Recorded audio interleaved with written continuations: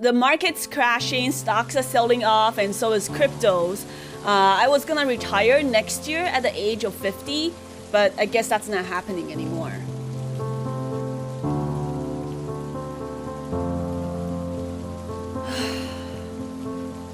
So from that, you know how I feel about Tesla stock.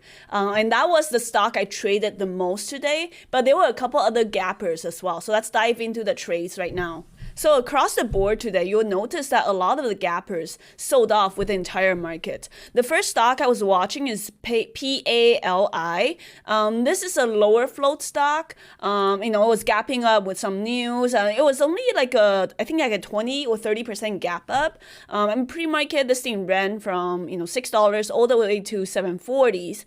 I did have a small short, but I was thinking that, I want to wait for the market opens and see what happens. And the stock, after I, shorted a little bit pre-market size only, just tanked. But I did not stay in the short. I was out, and then this thing tanked, had a decent small bounce back to almost $7.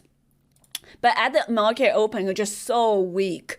I did go back and short it, but I never got to full size. I only got to partials. So a lot of the locates I didn't use at all, just because it didn't spike to sevens, and that's where I was waiting for. Sevens would have been the ideal entry for the resistance. You can see resistance at sevens, and above that you had to 730s.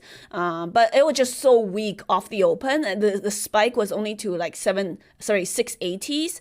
But it was really weak, and after that spike, it just slammed down below this pre-market support around 660, 670s. It just stayed heavy. Again, I only had small size on this, and this thing just failed. I reshorted a little bit and just covered all over here and broke even at the rest, and this thing just faded all the way from my cover 640s all the way down to 540s, and now it's red on the day.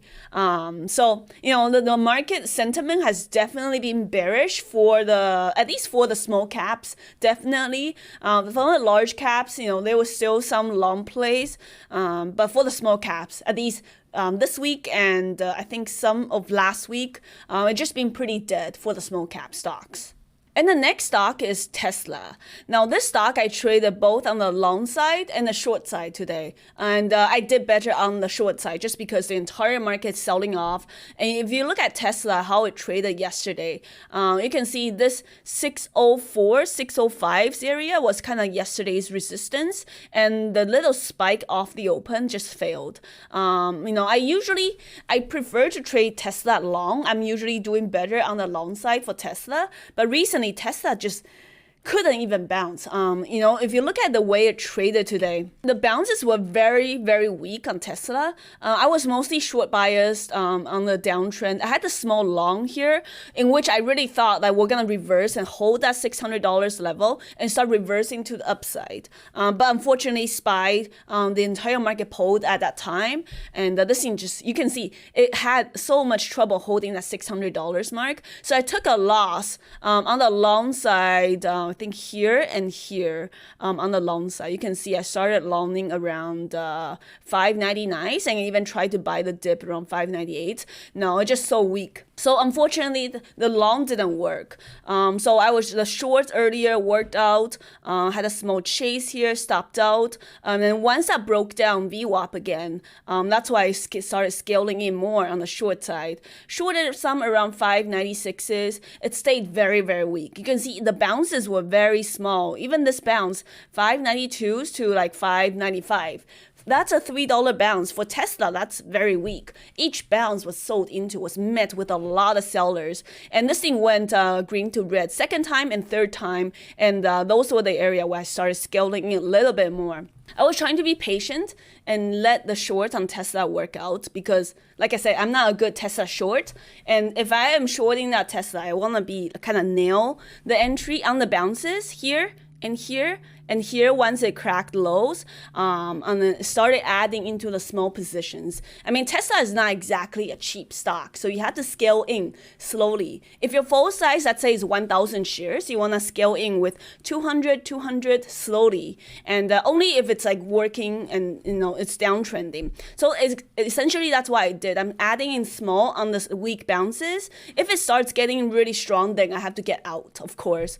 But the bounces, you can see, if this is a 2-minute chart, the trend is very clear. The top, second lower highs, and the lower highs over here. If you draw this trend, it's a clear downtrend. And that's why I was scaling in short around these areas. 591s and added more 588. And I was all out of my short here. Around 581s and 582s, I was all out. I wish I could say that I had the patience to stay short from my 593s average all the way down to 570s and the 560. The low of the day was 68. But no, I did not stay short for that long. Just like I said, I'm not that good of a Tesla short seller. And the reason I was covering everything here is because 581s, if you kind of zoom out, that's kind of the if you kind of look at here, that's the low of the day from the big bounce day we had, was it last Tuesday? Sorry, a couple days ago on Tuesday. That's the area. So that's why I was covering all over around the 580s. I didn't think we were going to crack lower that fast. There's always that possibility if market stays very weak. But yeah, you can see this thing just cracked 580s after I covered. And after this, everything here were little long scalps. And Tesla definitely had a lot of trouble bouncing. So that's why the longs, I was not as patient as my short. They were like little scalps, and we didn't get a major bounce. This bounce here from the 571s were decent. They bounced all the way to 577s. That was okay, but you can see this bounce failed miserably right here. And again here, after it retest the 580s, it just selling off even lower down to almost low of the day as we speak right now. So I think you have to recognize that the overall market is heavy, and especially Tesla, very, very heavy. So even though I would prefer to long Tesla, I usually do better on that. But you have to recognize the trend on the days like today. If I had held my long, thinking that, oh, no, it can't go even lower, I don't want to short Tesla from, 598, I would have been down like 20 points a share or even more. But so this is day trading. This is not investing, okay? A lot of people hate shorting, and that's fine if you don't know how to do it or if you're scared of shorting. But you have to recognize that if we're day trading here, I'm day trading the stock Tesla. I am invested in Tesla, but not with this account, and I don't check my investments every single day. So you have to recognize that if you're day trading, if you're trading short term, and the stock is in a downtrend, then you have to be able to separate this from your investments. The sooner you recognize and you are able to separate your day trading strategies, day trading setups from your investments, the sooner you'll be profitable as a day trader. If you don't understand the two and you confuse the two together, you're gonna end up bag holding all of these stocks that's just selling off, especially in a market like we're in today. And also, little retail traders like you and I, shorting a couple thousand shares of Tesla is not going to tank the stock, okay? It's been selling off on the daily from 600s down to like 570s today because the big funds are selling, okay? It's like the little investors, little traders like you and I, trading a couple thousand shares, we cannot trade, we cannot, have enough pressure to drive a stock like Tesla downwards. So Tesla was definitely the trade for me today. There were a couple other stocks that just faded and never got an entry. But overall, I lost on the long side on Tesla, especially earlier above VWAP, but did really well on the short side. Okay, now it's time for our Q&As. Question number 1 is from Benny, and he's asking, a lot of day traders out there use 3 or 4 different moving averages to plan their entries.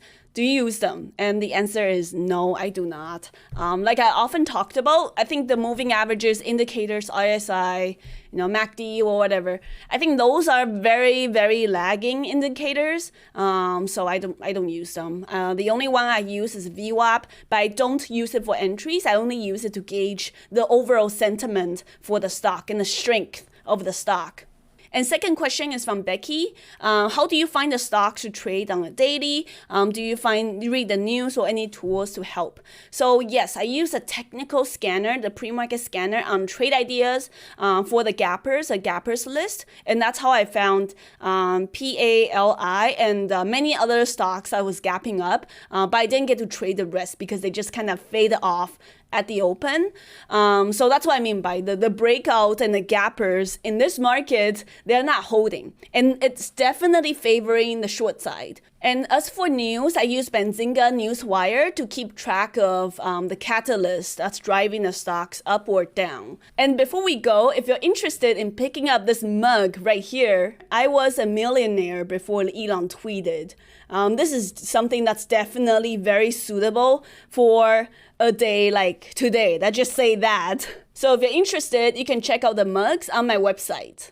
Hopefully you're staying safe out there in this market. Thank you for watching, and I'll see you guys next time. Hey guys, thanks for watching. I hope you enjoyed the video and the bad jokes. If you want to see more day trading content, make sure to subscribe and follow me on Twitter and Instagram for more. If you'd like to trade with me daily and get my free weekend watch list and trading journal, make sure to check out the links below for more resources. Stay green, stay positive, and I'll see you guys next time.